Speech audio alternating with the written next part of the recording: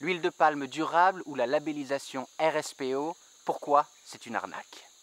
Alors cette huile de palme, on sait qu'elle provoque une déforestation massive dans tous les pays aux alentours de l'équateur. Et moi, depuis 22 ans, j'observe la destruction de la forêt ici à Bornéo et j'ai vu le visage de Bornéo être complètement défiguré par cette industrie de l'huile de palme. Cette huile de palme, on la retrouve dans tous vos produits du quotidien et maintenant notamment dans vos carburants.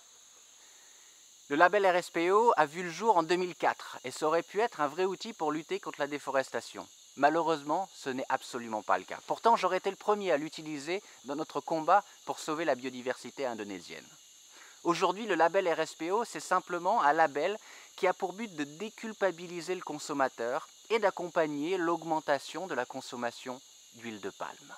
Alors un outil, oui, mais pour les industriels. Et ce n'est pas très surprenant puisque ce sont les industriels eux-mêmes qui ont créé ce label et je ne citerai que Unilever. Alors évidemment, on attend des compagnies labellisées RSPO de bannir la déforestation, mais ce n'est absolument pas le cas. Un exemple, depuis 2005, toutes ces compagnies aujourd'hui labellisées RSPO ont continué à déforester, défricher et même à drainer les zones de tourbière, vous savez, ces zones très importantes parce qu'elles stockent énormément de gaz à effet de serre. Alors pourquoi? Eh bien tout simplement parce que le label RSPO n'est absolument pas contraignant.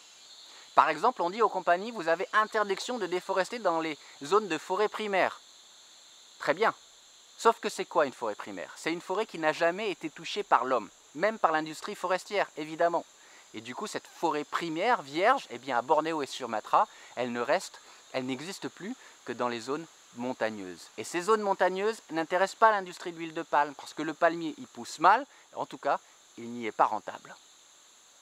Ensuite, évidemment, aujourd'hui, pour chaque nouvelle concession de palmier à huile, forcément, cette concession prend la place de la forêt, d'une forêt secondaire de très bonne qualité ou pas. Et pire, puisque le label RSPO ne fixe même pas un pourcentage minimum de chaque concession à protéger. Donc du coup, elle dit simplement, il faut protéger simplement les zones sensibles ou les zones à forte concentration de biodiversité. Dans une forêt tropicale, il faut qu'on m'explique où se concentre la biodiversité. De mon point de vue, elle est un peu partout quand même. Donc au final, on a simplement le bord des rivières qui sont protégées. Et ces zones-là, eh bien, elles étaient déjà protégées dans la loi indonésienne, notamment pour lutter contre les problèmes d'érosion. Mais il y a encore bien pire. Il y a 3 niveaux de labellisation à la RSPO. Le premier, RSPO Segregated. Le second, RSPO Mass Balance. Et le troisième, le RSPO Green Palm. Alors désolé pour les termes anglais, mais ce troisième label, le RSPO Green Palm, même s'il y a le mot green à l'intérieur, eh bien c'est le plus faible. Il suffit, écoutez-moi bien, il suffit à une compagnie de donner une somme d'argent à la table ronde pour l'huile de palme durable pour être labellisée RSPO Green Palm. Et ça l'engage en rien. Et puis, il y a un vrai problème de traçabilité. Vous savez, une compagnie RSPO ou pas va avoir peut-être la main mise sur une concession de 10 000 hectares. Mais cette compagnie peut être à l'origine de la déforestation du double de sa concession. Tout simplement parce qu'elle va financer et soutenir les propriétaires terriens aux alentours. On ne parle pas de petits producteurs, de petits villageois, non, on parle de propriétaires terriens qui sont capables d'obtenir des centaines d'hectares, donc qui ont les moyens, qui vont faire du palmier à huile en leur nom pour vendre ensuite les grappes à la compagnie. Donc la compagnie va peut-être traiter le double de sa concession. Si jamais il y a des problèmes de déforestation, elle va dire « Ah, c'est pas nous, regardez, ce sont les villageois aux alentours ». Et c'est quelque chose qu'on observe vraiment très fréquemment. Et puis c'est un très bon moyen de contourner toutes les interdictions et moratoires, notamment dans les zones de tourbière, puisque ces moratoires ne concernent que les compagnies et les concessions, mais absolument pas les privés. Donc ça permet comme ça d'étendre les plantations en toute impunité, même dans des zones où normalement l'industrie de l'huile de palme ne devrait pas travailler. Et puis il faut se mettre d'accord sur cette notion de durabilité. Qu'est-ce qu'on entend par le mot durable? De mon côté, je n'ai malheureusement aucun doute sur le fait que ces plantations vont durer. En Malaisie, ils en sont déjà, je crois, à la 4e génération de palmiers, en sachant qu'une génération, c'est 30 ans. Donc 4 fois 30 ans déjà dans certaines zones en Malaisie. Mais est-ce qu'elles sont, ces compagnies, respectueuses de l'environnement? Ça, c'est autre chose.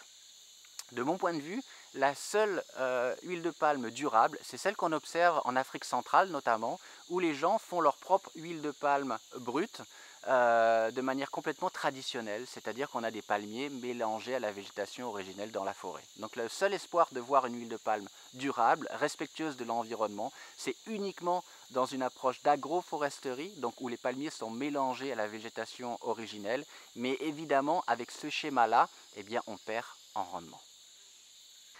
En fait, on n'a même pas besoin d'un label RSPO ou d'un label huile de palme durable. Ce dont on a besoin, c'est d'une législation forte dans les pays où ces compagnies s'installent. On a besoin de lois qui obligent par exemple ces compagnies à protéger un pourcentage minimum de leurs concessions. On a besoin de lois pour encadrer ces plantations indépendantes qui voient jour en dehors des concessions attribuées par le gouvernement. Et puis ce dont on a besoin aussi, c'est la fin de l'huile de palme dans les carburants, notamment en Europe. Et ça, c'est une décision évidemment politique, parce que cette situation est complètement antidémocratique. Vous qui faites peut-être attention à bannir l'huile de palme de votre alimentation ou de votre salle de bain, par exemple, dans les savons et cosmétiques, malheureusement on en trouve trop souvent, eh bien quand vous allez à la pompe, vous n'avez pas le choix. Vous êtes obligé de mettre de l'huile de palme dans votre moteur, et ça doit changer. Donc huile de palme durable, arrêtons l'arnaque.